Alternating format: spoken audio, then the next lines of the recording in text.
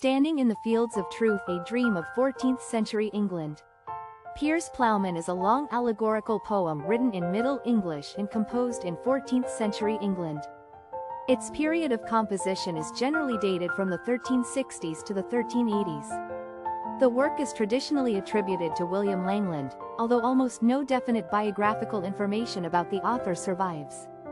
Written in alliterative verse, the poem stands at the crossroads between oral tradition and manuscript culture in medieval England. The narrative begins with the dreamer while falling asleep on a hillside. In his dream he sees a vast field where people of every social rank gather: kings and knights, monks and merchants, beggars and laborers. This first vision functions as a miniature image of medieval English society itself. The dream does not occur only once. As the poem progresses, Will experiences a series of dreams, each deepening the central questions and shifting the perspective from which they are examined. At the center of these visions stands the figure of Piers the Plowman. He is not a miracle worker, nor a learned cleric, but an ordinary agricultural laborer who tills the soil and works alongside others. Precisely in this ordinariness lies his importance. Piers embodies the idea that the shortest path to truth lies in honest labor. By guiding pilgrims and fellow dreamers, he demonstrates through action that salvation cannot be separated from work, and that faith expressed only in words is empty. In the middle sections of the poem, the stages known as dowel, dobet, and dobist are introduced. These concepts represent a progression from the desire to live rightly, to the effort to act better, and finally to the commitment to do one's best in all things.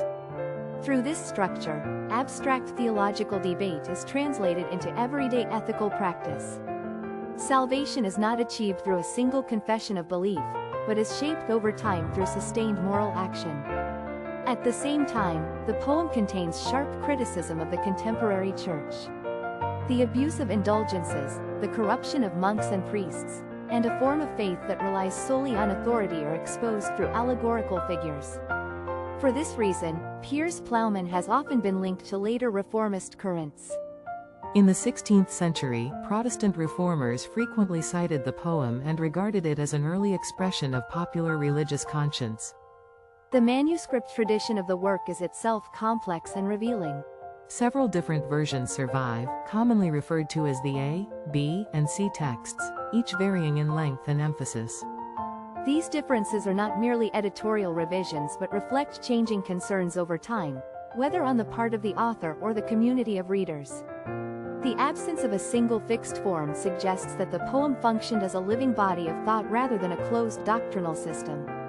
Modern scholarship also values the poem as a source for social history.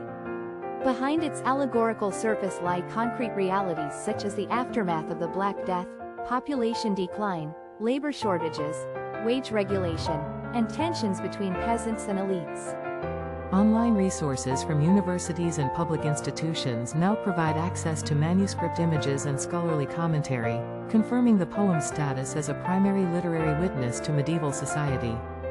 Piers Plowman is not a treatise that constructs a grand theological system. It is instead an ongoing movement of reflection, repeatedly asking what it means to live well in an unstable age. Through the image of a single farmer standing in the fields, hands in the soil, the poem continues to pose quiet but persistent questions about the relationship between labor, ethics, and faith.